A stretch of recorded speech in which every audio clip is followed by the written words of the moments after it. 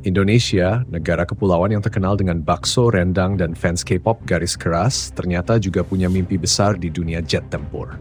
Salah satu proyek yang bikin banyak pengamat geleng-geleng antara kagum dan skeptis adalah keterlibatan Indonesia dalam proyek KF-21 alias KAI KF-21 Boramai. Ini pesawat tempur generasi 4.5 yang dikembangkan oleh Korea Selatan dan Indonesia ikut nimbrung sebagai salah satu mitra. Nah, dari awal, proyek ini udah penuh drama, bro. Bayangin aja sejak penandatanganan perjanjian di tahun 2010, Indonesia harusnya nanggung sekitar 20% dari total biaya pengembangan. Tapi apa yang terjadi? Malah telat bayar. Sampai tahun 2023 aja, Indonesia masih nunggak sekitar 800 juta dolar maksudnya 800 juta dolar Amerika Serikat. Di sisi lain, Korea Selatan udah tancap gas. Mereka pamer-pamer prototipe uji coba terbang, bahkan udah mikirin versi ekspor.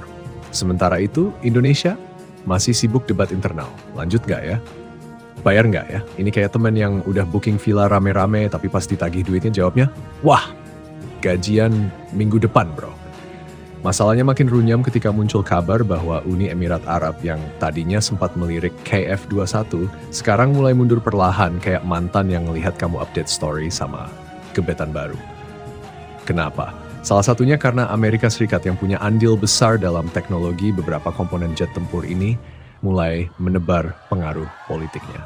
Amerika Serikat itu kalau soal ekspor teknologi canggih kayak radar AESA, Active Air Gain, dan mesin General Electric F-416, mereka punya hak veto.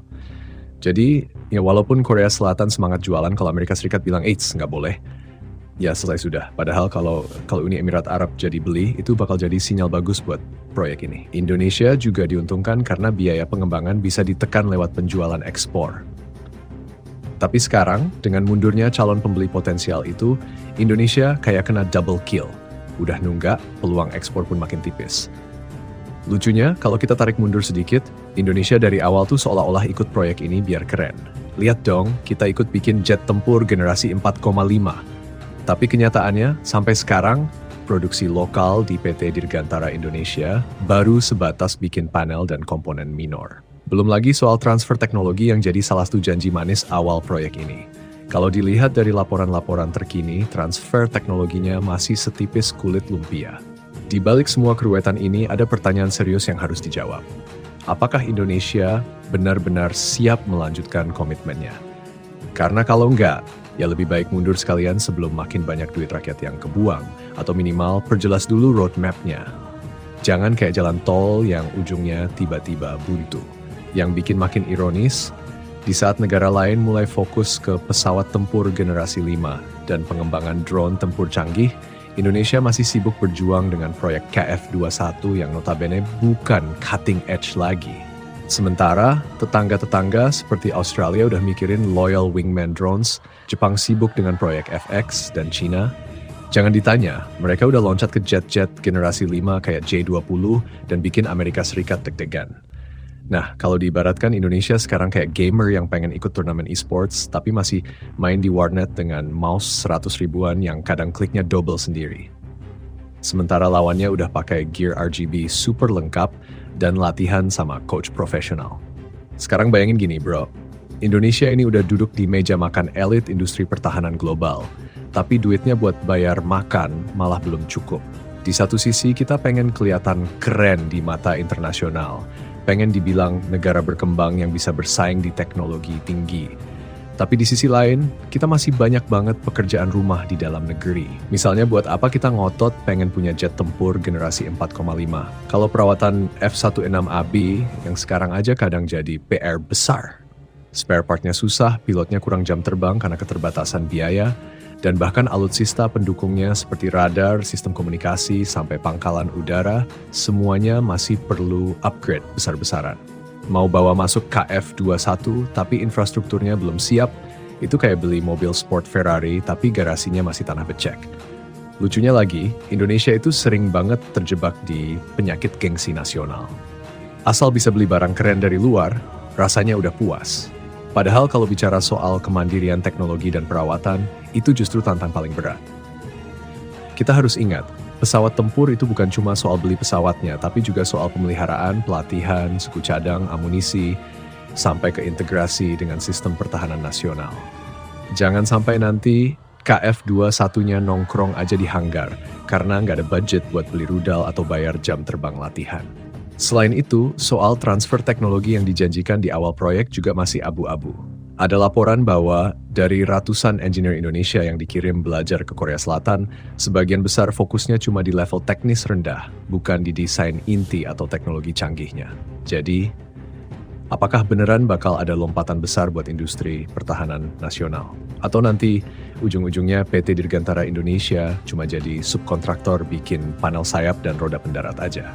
Kalau bicara soal geopolitik, masalah makin rumit. Karena Indonesia itu main di wilayah abu-abu. Di satu sisi kita punya kerjasama militer dengan Amerika Serikat. Apalagi setelah mereka makin rajin ngajak latihan bareng di kawasan Indo-Pasifik. Di sisi lain, kita juga jaga hubungan baik dengan China, Korea Selatan, Jepang, bahkan Rusia. Tapi begitu kita terlibat di proyek kayak KF-21, Amerika Serikat otomatis ikut ngatur karena mereka punya hak veto atas teknologi yang digunakan.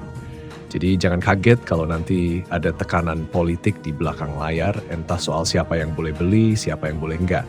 Uni Emirat Arab yang awalnya semangat aja, sekarang mundur perlahan, apalagi Indonesia yang lagi mikir keras soal bayarannya. Ini bisa bikin posisi tawar Indonesia makin lemah di mata Korea Selatan. Dan kalau nanti Indonesia mundur, pasti ada pertanyaan serius di parlemen dan publik. Buat apa selama ini kita habisin waktu, energi, dan uang kalau akhirnya nggak dapat hasil signifikan? Sementara itu, negara-negara lain udah lari kenceng. Jepang sibuk sama proyek FX yang katanya bakal jadi jet tempur stealth generasi 5 dengan teknologi mesin gabungan dari Mitsubishi Heavy Industries dan IHE Corporation. Australia serius ngembangin Loyal Wingman drones bersama Boeing. Amerika Serikat jelas sudah sibuk sama program Next Generation Air Dominance alias NGAD. Bahkan China udah masuk tahap produksi massal buat J-20 dan sibuk ngembangin varian yang bisa operasi di kapal induk. Indonesia? Masih debat di DPR? Lanjut nggak ya? Bayar nggak ya? Ini beneran mirip kayak pemain Mobile Legends yang masih sibuk pilih hero, sementara tim lawan udah nge-push turret terakhir. Kalau kita serius mau maju harus ada langkah konkret. Pertama, perjelas dulu roadmap alutsista nasional. Mau mandiri, mau beli, atau mau join development. Kalau mau mandiri, fokuskan investasi ke riset dan pengembangan di dalam negeri. Jangan cuma modal bikin panel kecil, tapi beneran garap teknologi inti, mesin, radar, avionik, persenjataan. Kedua, masalah pendanaan harus dibereskan.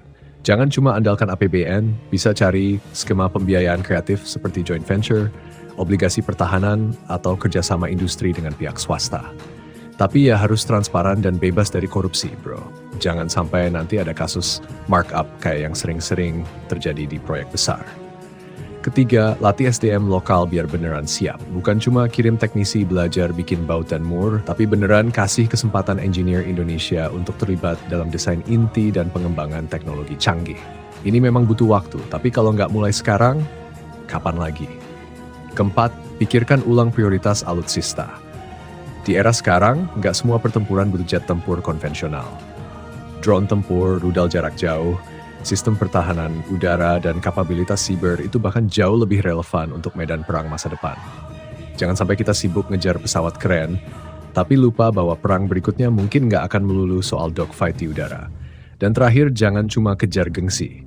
Negara besar itu dihormati bukan karena pesawat tempurnya doang, tapi karena kemampuan industrinya, kesiapan militernya, dan kekuatan diplomasinya.